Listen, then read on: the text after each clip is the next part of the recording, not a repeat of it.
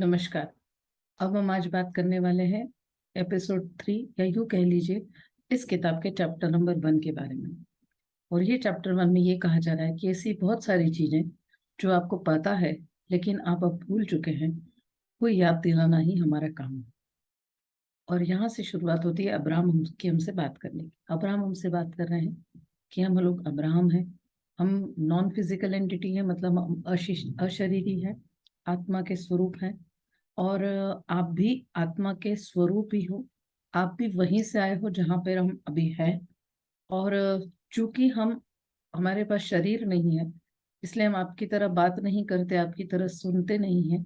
लेकिन जैसे आप एक दूसरे से बात करते हो, एक दूसरे की भाषा या बोली सुनते हो, वैसे ही हमारा भी कम्युनिकेशन का, आपस में बातचीत करने का एक माध्यम है, जो कि है वाइब्रेशन। हम कंपन के द्वारा एक दूसरे से बात करते हैं।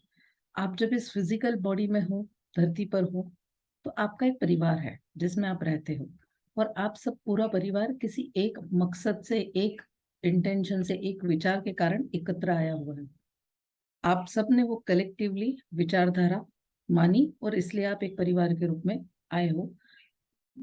उसी प्रकार से नॉन फिजिकल वर्ल्ड में भी हम लोग इस प्रकार के जो एंटिटीज होते हैं, हमारा भी एक परिवार बनता है, हमारा भी एक समाज बनता है। लेकिन वो बनता है इंटेंशंस का, यानी सोच विचार का।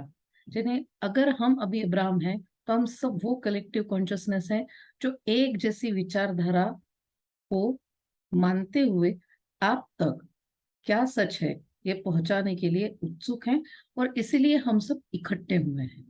वो ये कह रहे हैं कि आप, हम भी उस सोर्स एनर्जी से निकले हुए हैं और आप भी उस सोर्स एनर्जी से निकले हुए हो, उसी का एक एक्सटेंशन हो, उसी का एक अगला भाग हो। लेकिन आप ये भूल गए हो कि आप भी सोर्स एनर्जी हो।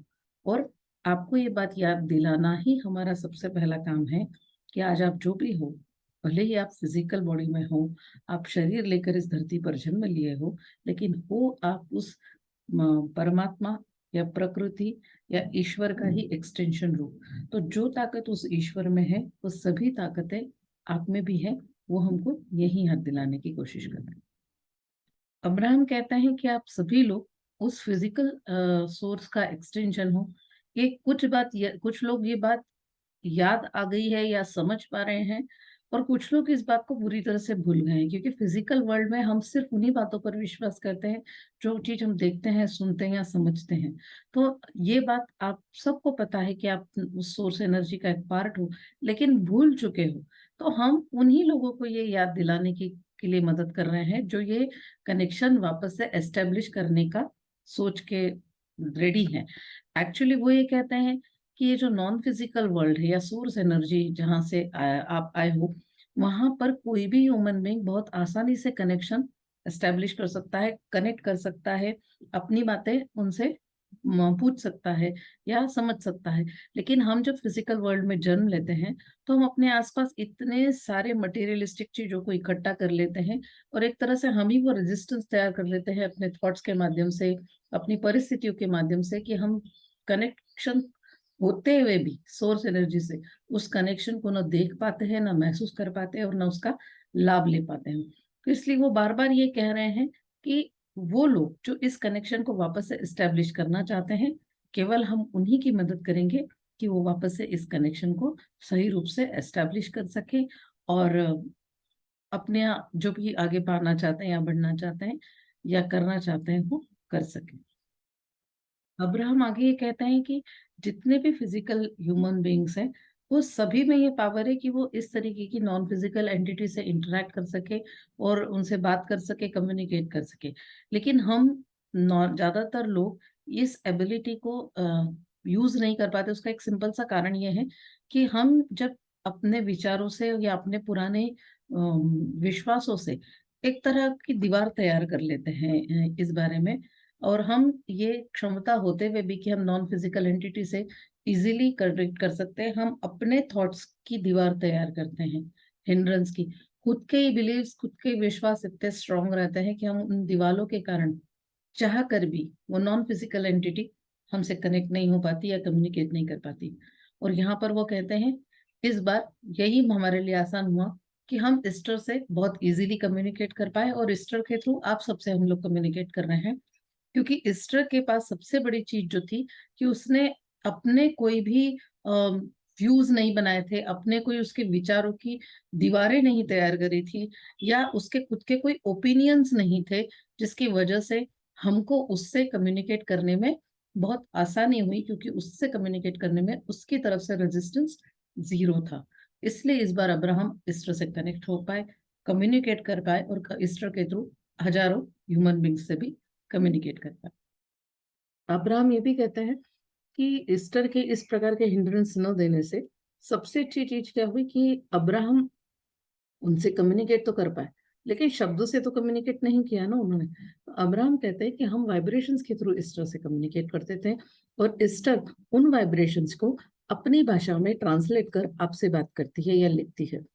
और कई बार ऐसा होता था कि हम जो उसको समझाने की कोशिश कर रहे हैं या बताने की कोशिश कर रहे, उसके लिए एग्जैक्ट वर्ड ढूंढ पाना बहुत डिफिकल्ट रहता था।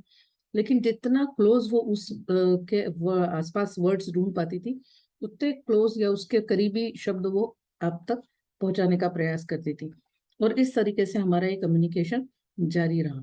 और वो ये कहते हैं कि हम आज आपको ये बताने के लिए आए हैं कि सबसे पहले अगर आप कहीं भी हैं, आज कितनी भी बुरी स्थिति में हो सकता है आपके सपने पूरे नहीं हुए हो सकता है आपने जो लाइफ में चाहा हो उससे आप बहुत दूर खड़े हो सकता है आपको वो सब चीजें बहुत असंभव लग रही हो, आपको इम्पॉसिबल लग रही हो, आपको ऐसा लग रहा होगा कि ये कैसे पॉसिबल है, ये कब कैसे हो पाएगा। तो वो कहते हैं कि सबसे पहला बात जो हम सबको करनी चाहिए वो ये है कि जहाँ कहीं भी हम हैं, जिस भी पोजीशन में है, जिस भी स्थिति में है, उस स्थिति में सबसे पहले अपने आप को प्रसन्न रखना सीख लें, हम अपने आप को खुश रखना सीख ले। वो कहते हैं कि इस जहां आप हो वहां से जहां आप जाना चाहते हो, वहां जाने की सफलता की कुंजी या की सिर्फ एक ही है कि आपको प्रसन्न रखते आना चाहिए खुद को हर मोमेंट पर।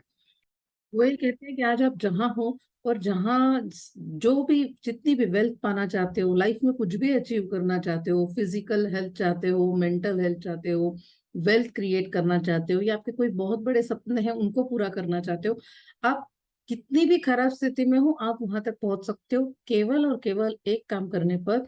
आपको खुद को हर मोमेंट पर खुश रखते आना चाहिए। आपको सिर्फ एक ही काम सीखना है, कुछ भी हो जाए आपको प्रसन्न रहना है, ताकि आप सोर्स से अपना अलाइनमेंट फिक्स कर सको और हमेशा सोर्स से अलाइन रहोगे। वो ये कहते हैं कि ये किताब के पन्ने कुछ इसलिए लिखे गए हैं कि ताकि आपको इन सारे सब्जेक्ट्स पे बहुत अच्छी अंडरस्टैंडिंग दी जाए, आपको अच्छी तरह से समझाया जाए कि कैसे आप अपने जीवन की दिशा बदल सकते हो, और दशा भी। और वो ये कहते हैं कि शब्द आपको सारी चीजें नहीं सिखा सकते, बहुत सारी चीजें हम लोग अपने अनुभवों से सीखते हैं, अपने एक्सपीरियंस से सीखते हैं। तो जो भी आपकी लाइफ में आप सीखोगे वो आपके अनुभवों से सबसे ज्यादा सीखोगे, और जो भी जिंदगी के अनुभव आपको आते जाएंगे वो आपके सबसे बेस्ट टीचर होंगे। और जिंदगी भर आपको एक ही काम करना है, नॉलेज गैदर करना है, अनुभव लेना है, उससे और सीखना है और अनुभव लेना है। लेकिन केवल आपका काम ये नहीं है, वो ये कहते हैं कि आपका मुख्य काम है प्रसन्न रहना, पूरे समय आनंद में सराबोर रहना, आनंद में जीवन जीना, और जॉयफुल एक्सपीरियंस को लीड करना। अब्राहम आगे ये भी कहते हैं कि हम सभी वही सुनते हैं जो हम सुनना चाहते हैं, उससे परे हम किसी भी चीज पे कभी भी ध्यान नहीं देते।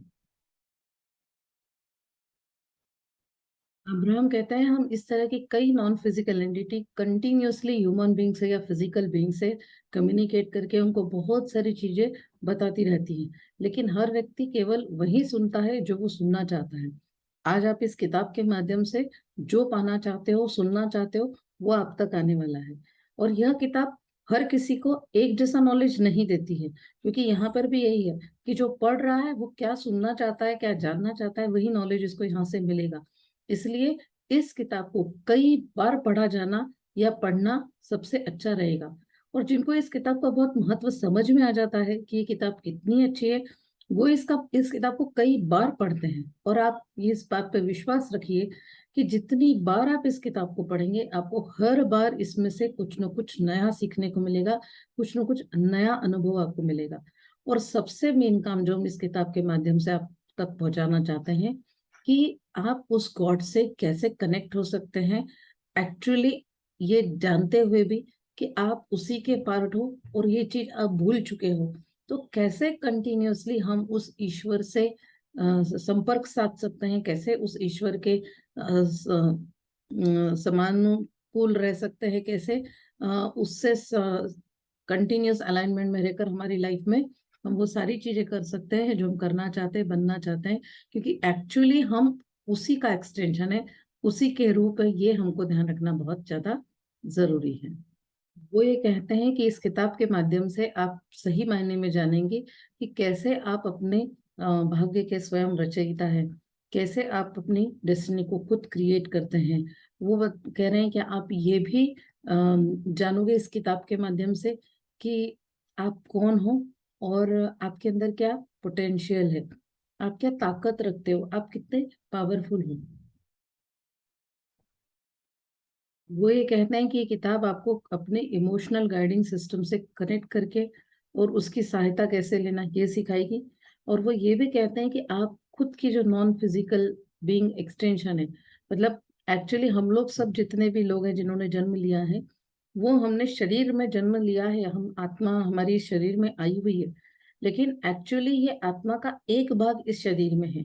जो हर आत्मा के दो पार्ट होते हैं और आत्मा का एक पार्ट शरीर धारण करता है और दूसरा पार्ट नॉन फिजिकल एंटिटी में या अशरीरी रूप में ही इसकी मदद करने के लिए यूनिवर्स में रहता है। तो वो जो हमारा नॉन फिजिकल पार्ट है, वो उस गॉड से, उस ईश्वर से पूरे टाइम कनेक्टेड रहता है।